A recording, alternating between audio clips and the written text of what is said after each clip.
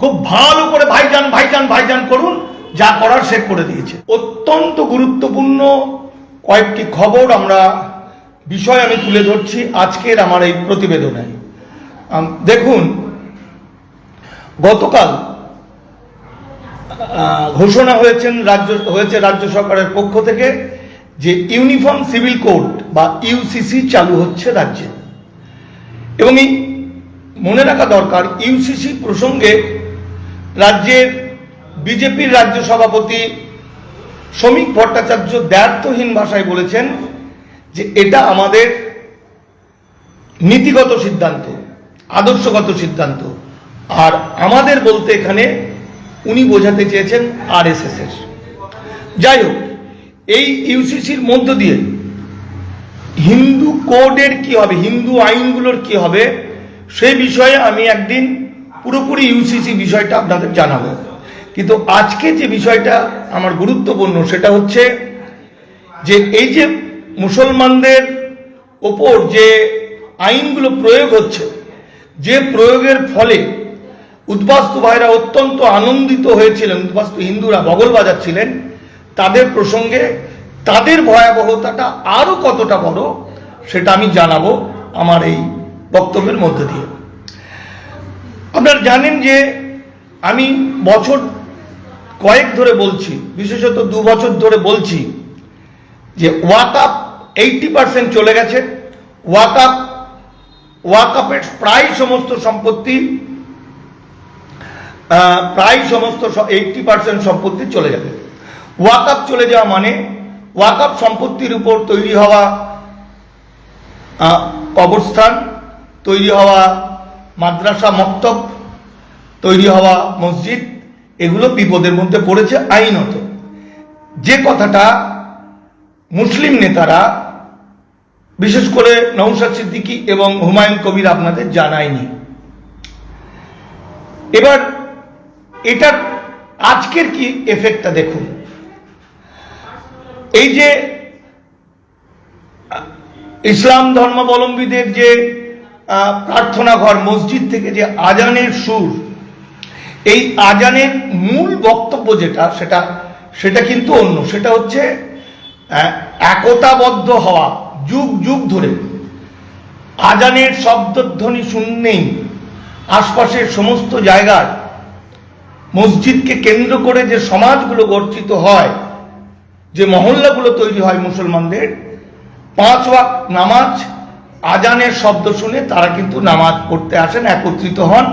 এই জন্যে তারা একসঙ্গে থাকার যে বিষয়টা, সেটা আজানের ধ্বনির মধ্য দিয়ে।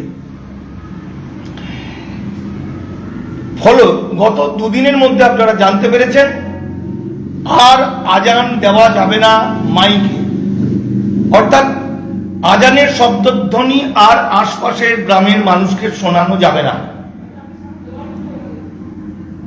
ফলে মানুষ ধীরে ধীরে ধীরে ধীরে ধীরে ধীরে ধীরে ধীরে একটা ইসলাম সংস্কৃতি বিরোধী জায়গায় চলে যাবে।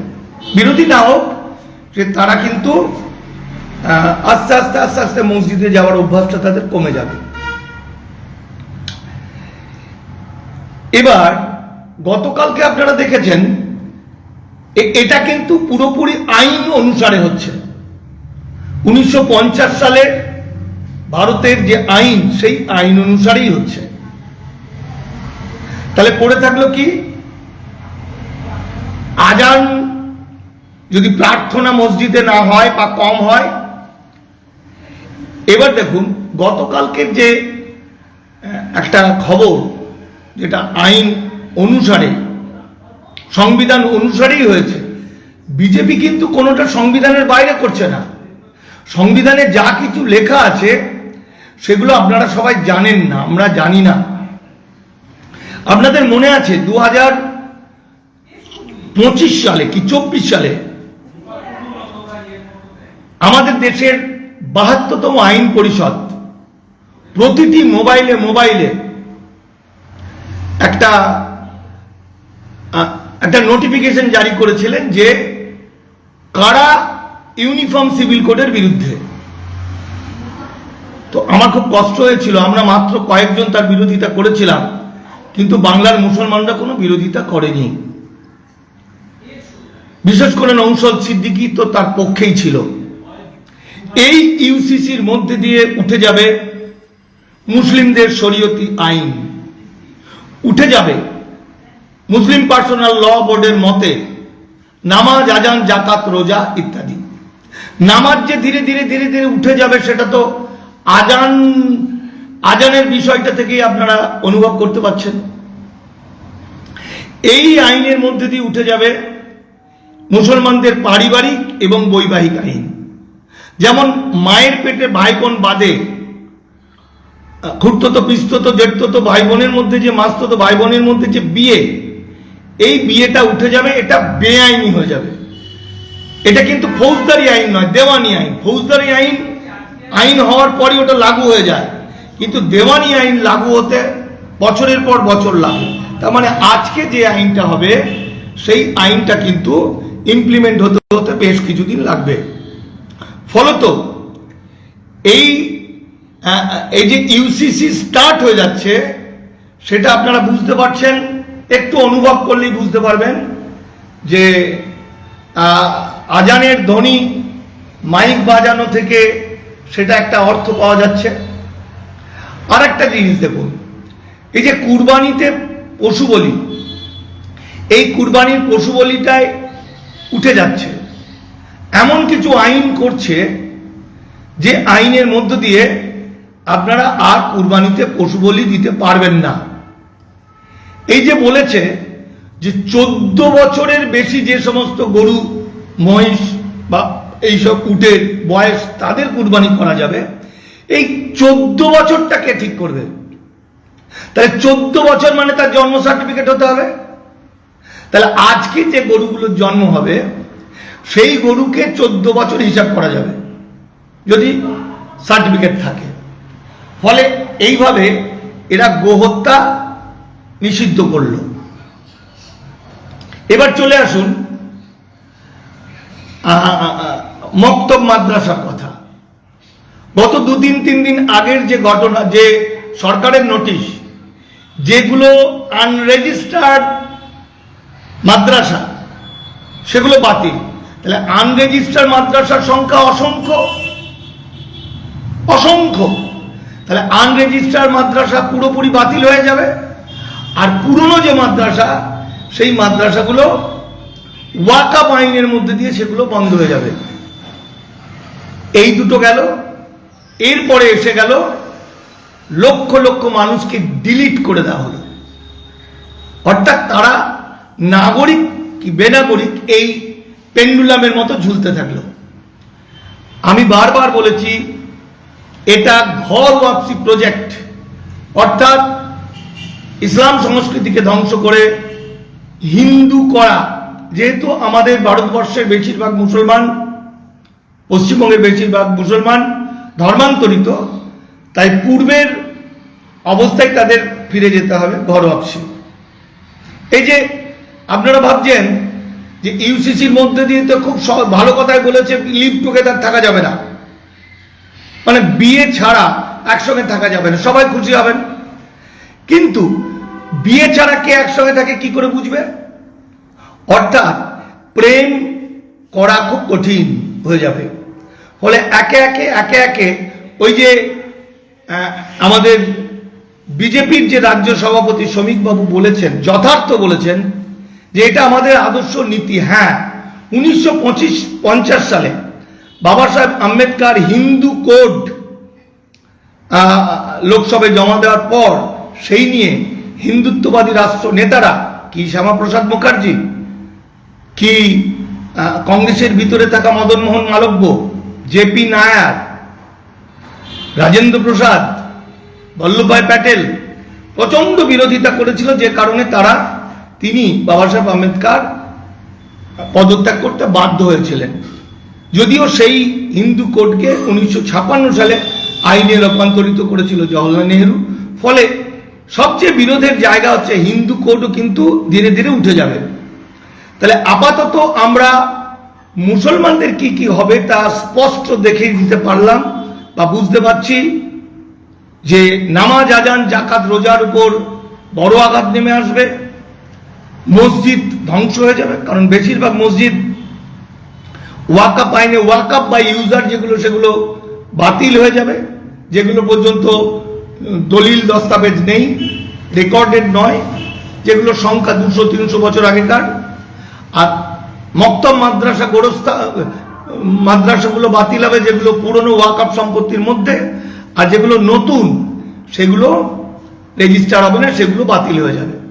ফলত ধীরে ধীরে ধীরে ধীরে ধীরে ধীরে ইসলাম সংস্কৃতিটা ভারত থেকে যে মুছে যাবে, যে কথাটা আমি ইসলাম ধর্মাবলম্বীকে বা সংস্কৃতিকে অত্যন্ত রেসপেক্ট করি, তো সেই জায়গায় যখন আমরা বারবার বলেছি আইন দিয়ে, তখন মুসলিম ভাইরা আমাদের কথা শোনেনি, শুধু ভাইজান ভাইজান ভাইজান করেছে। এই ভাইজান করতে করতে করতে করতে পুরোটা আইনত শেষ পর্যায়ে পৌঁছে গেছে। আর এইটা শুনে হিন্দু উদ্বাস্তুরা আজ থেকে 5 বছর 10 বছর আগে এসে বগল বাজাচ্ছে যারা, তারা খুব আনন্দ পেয়েছে। তাদের জন্য একটি খবর দিই। খবরটা হচ্ছে, প্রতিটি জেলায় ডিএমদের কাছে অর্ডার চলে গেছে। 2011 সালের পর থেকে বাংলাদেশ থেকে এসে যারা এসসি সার্টিফিকেট পেয়েছেন এবং এসসি সার্টিফিকেটের জোরে যারা এসআইআর এর নাম উঠেছে, এই এসসি এসটি ওবিসি মোট 1,59,00,000 এই মানুষের মধ্যে আমার ধারণা 59,00,000 বাদে 1,02 নম্বরই। তার কারণ বাংলাদেশ থেকে আসা কোনো মানুষ ভারতের এসসি এসটি ওবিসি হতে পারে না। এটা সংবিধানের 341 নম্বর ধারা এবং 1950 সালের শিডিউল কাস্ট অ্যাক্ট অনুযায়ী এবং 1994 সালের আইন অনুসারে এরা কোনোদিন এসসি হতে পারে না, এসটি হতে পারে না, ওবিসি হতে পারে না। বাবা সাহেব আম্বেদকর করেছিলেন হাজার হাজার বছর ধরে নিপীড়িত, লাঞ্ছিত, অত্যাচারিত মানুষ, মূল নিবাসী মানুষ যারা পিছিয়ে পড়া, তাদের একটু আপলিফমেন্টের জন্য, তাদের রক্ষার জন্য যে এসসি সুযোগ দেওয়া হয়েছিল, সেই সুযোগটা সবটাই কেড়ে নিয়েছে বাংলাদেশ থেকে আসা, পূর্ব পাকিস্তান থেকে আসা বহু মানুষ। তো এখন যে অর্ডারটা বিভিন্ন জেলায় দেওয়া হয়েছে, সেটা হচ্ছে 2011 পর আবার নতুন করে ভেরিফিকেশন হবে এসসি। ফলত মতুয়াদের একটা বিরাট অংশ, অসংখ্য মানুষ এসসি বাতিল হবে। এবং এখানে অর্ডারে বলছে, মানে আমি যেগুলো আগে থেকে সাসপেক্ট করে বলেছিলাম সেগুলো যে মিলে যাবে দেখবেন। সেখানে বলছে যে যারা ওই এসসি সার্টিফিকেট দিয়ে বা ওই কি বলে ওগুলোকে পার্মানেন্ট রেসিডেন্টের মূল নিবাসী সার্টিফিকেট, ইংরেজি থেকে ডোমিসাইল সার্টিফিকেট দিয়ে যারা নাম তুলেছে এসসিতে, তারা বাতিল হয়ে যাবে এসআইআর থেকে। ডোমিসাইল সার্টিফিকেট মানে যারা 50 সালের আগে থেকে বাস করছে, এটা অঙ্ক। কিন্তু সেই সার্টিফিকেটের জোরেও অনেকের নাম উঠেছে। এই ডোমিসাইল প্রসঙ্গটা আমি এখন বলছি না, আমার কথাটা এখন ধরেন না, কিন্তু আমি যেটা শিওর হয়ে বলছি সেটা এসসি সার্টিফিকেট হোল্ডার সব বাতিল হয়ে যাবে, চাকরি টাকরি সব চলে যাবে এবং তাদের নাম বাতিল হয়ে যাবে। তাহলে এই যে বগল বাজাচ্ছিলেন যারা, মুসলমানদের সর্বনাশ হয়েছে বলে, এবার আপনাদের সর্বনাশের জন্য কি বাংলার মুসলমানরা বগল বাজাবে? বাজাবে না, কোনোদিন বাজাতে পারে না, কারণ এরা ইসলাম ধর্মাবলম্বী। দেখুন, ইসলাম ধর্মাবলম্বী হচ্ছেন সংবিধানের 5 ক অনুযায়ী, সংবিধান অনুযায়ী নাগরিক। 1 বস্তা সিমেন্ট আর 1 বালতি জল আলাদা করা যাবে, কিন্তু দুটো যদি মাখা হয়ে যায় তাহলে পৃথিবীর কারোর ক্ষমতা নেই এই দুটো আলাদা করতে পারে। সেরকমই একটা বায়োলজিক্যাল মাদারকে যেমন বাচ্চা থেকে আলাদা করা যায় না, অস্বীকার করা যায় না, সেরকম ভারতের বেশিরভাগ মুসলমান, বিশেষ করে বাংলার মুসলমানদের বেনাগরিক করার হিম্মত পৃথিবীর কারো নেই।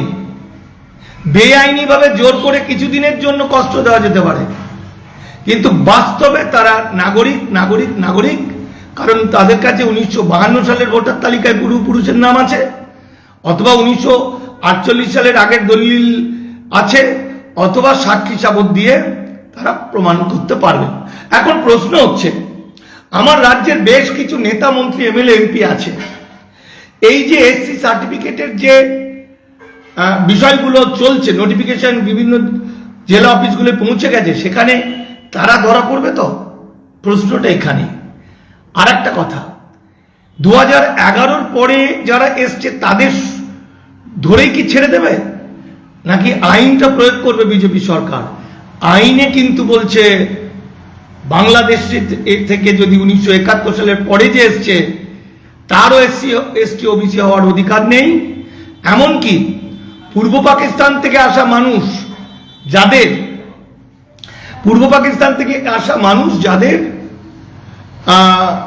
1950 থেকে 71-এর মধ্যে যারা ফর্ম 5/1 ক অনুসারে সিটিজেনশিপ সার্টিফিকেট পেয়েছেন, একমাত্র তারা এসসির অধিকারী, এসটির অধিকারী, ওবিসির অধিকারী। কারণ এসসি এসটি ওবিসি একটা ডেঞ্জারাস জিনিস, তারাই ভারতের প্রকৃত মানুষ, নাগরিক।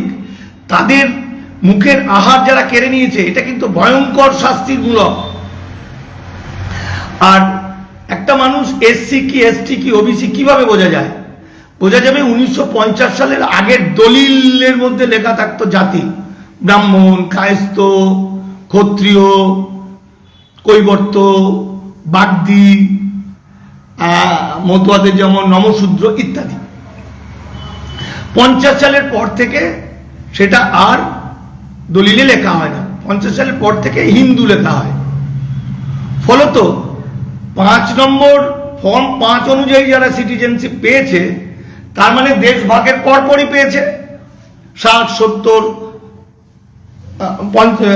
55 সালে আইন হয়েছে, ওই 15 বছরের মধ্যে যারা পেয়েছে, তার মানে তখন তাদের কাছে 50 সালের আগের দলিল ছিল,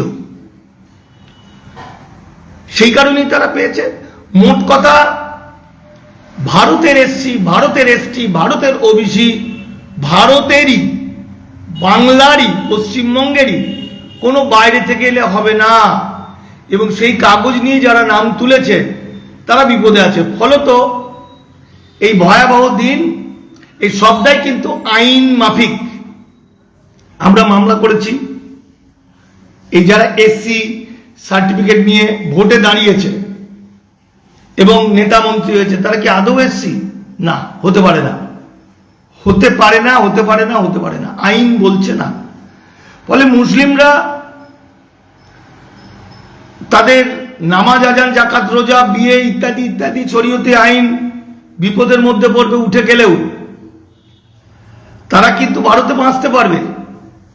তাদের ডিলিট হয়ে গেলেও তারা একদিন না একদিন কিন্তু লড়াই করে, আন্দোলন করে তারা নিজেদের নাগরিকত্ব প্রমাণ করতে পারবে। কিন্তু যারা বাংলাদেশ থেকে এসে বড় বড় অফিসার হয়েছেন, SDO, BDO, DM, ADM, police officer, ডাক্তার, ইঞ্জিনিয়ার, মোক্তার, তাদের কপালে কিন্তু অত্যন্ত অত্যন্ত অত্যন্ত অত্যন্ত ভয়ঙ্কর দিন এসে গেছে। যেটা আমি তো দামাল বাংলাতে অনেক আগে থেকে বলে যাই, আপনারা আমাদের গালাগালি দেন।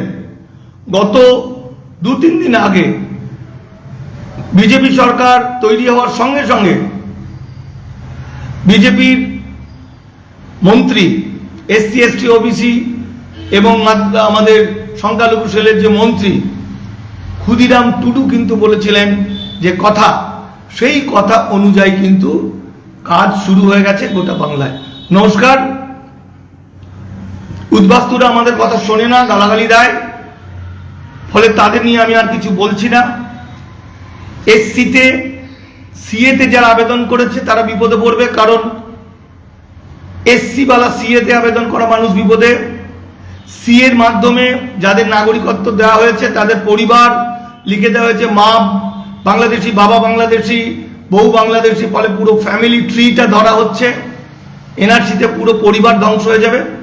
তথাপি অভিমান করে আমরা তাদের আর বোঝাতে যাইনি, অথচ বাংলাদেশ থেকে আসা মানুষদের কিছু কিছু আইনি সুবিধা ছিল, যেটা আমাদের কথা নিলে ওরা হয়তো অনেকেই কিছুদিনের জন্য বেঁচে যেতেন বা বেঁচেও যেতে পারতেন। ওরা আমাদের কথা শোনেনি, ফলে ওদের সম্পর্কে আমি আর কিছু বলছি না। আমি কনসার্ন হচ্ছি আমার দেশভাগে বলি হওয়া মানুষ যারা আছেন, যারা আমাদের সঙ্গে আন্দোলন করছেন একমত, তাদের জন্য। আর আমি ইসলাম ধর্মাবলম্বী মানুষ যারা এই ভারতের প্রকৃত সন্তান, যুগ যুগ ধরে যারা বসবাস করছেন, পৃথিবীর এমন কোনো শক্তি নেই তাদেরকে নাগরিকত্ব বাতিল করা যায় না। সোনার পাথর বাটি যেমন হতে পারে না, বেলের আমসত্ব যেমন হতে পারে না, যতদিন এই সংবিধান আছে ততদিন মুসলমানদের বেনাগরিক করা যাবে না। কিছু কষ্ট হবে, বিপদ হবে, তাদের ইসলাম সংস্কৃতি ধ্বংস করবে, যেটা ঘটছে এটা হতে পারে। আর তাদের হয়ে আমরা লড়াই করছি। আর তাদেরকে এখন বলবো অনেক হয়েছে, এবার ভাইচান করুন, ভাইচান করুন। নওশাদ, কি বলে আমাদের হুমায়ুন, সব বিজেপি RSS এর স্লিপার সেল যারা আপনাদের ধ্বংস করে দিচ্ছে, এখন আর আমার কিছু বলার নেই। পৃথিবী উল্টে গেলেও আপনাদের বাঁচানোর মানে মুসলমান রাখা খুব কঠিন। দেখবেন কিছুদিন পর আপনারা যারা এই যে ট্রাইব্যুনাল থেকে বেরোনো, কত বছর লাগবে, দাড়ি গোপ পেকে বুড়ো হয়ে একাকার হয়ে যাবে বেনাগরিক হিসাবে। দেখবেন মাঝে মধ্যে অফার আসবে, যদি আপনারা হিন্দু হয়ে যান তাহলে আবার ঠিক হয়ে যাবেন। আসামি হিন্দুকরণ চলছে, বহুবার বলেছি, আমাদের কথা শোনেননি। কারণ আমি তো নেতা মন্ত্রী MLA MP নই, একটা দাড়িওয়ালা গরিব মানুষ, বুঝতে পেরেছেন? যাই হোক, ভালো থাকবেন। আমার ফোন নাম্বার 9836327536। এখনো যে সমস্ত উদ্বাস্তুরা আমাদের গালাগালি দিচ্ছেন তাদের উদ্দেশ্যে বলবো, ওই ছোটবেলায় আমরা না খেলা করতাম, পাখি উড়ে যেত, ইট মারতাম। তো কেউ একজন বলতো, বন্ধু বান্ধবরা বলতো বাসায় গিয়ে মরবে। তো উদ্বাস্তুদের ক্ষেত্রেও আমার বলার কথা, আপনারা বাসায় গিয়ে মরবেন। আইন যেভাবে ঘিরে ধরেছে, SC সার্টিফিকেটের জন্য সব SIR এর নাম বাতিল হবে, SC সার্টিফিকেটের জন্য জেল জরিমানা হবে। 1994 সালের SC সার্টিফিকেটের পানিশমেন্ট অনুযায়ী পানিশমেন্ট হবে, জেল জরিমানা হবে, সব কিছু হবে, এবং NRC তে সব বাতিল হয়ে যাবে।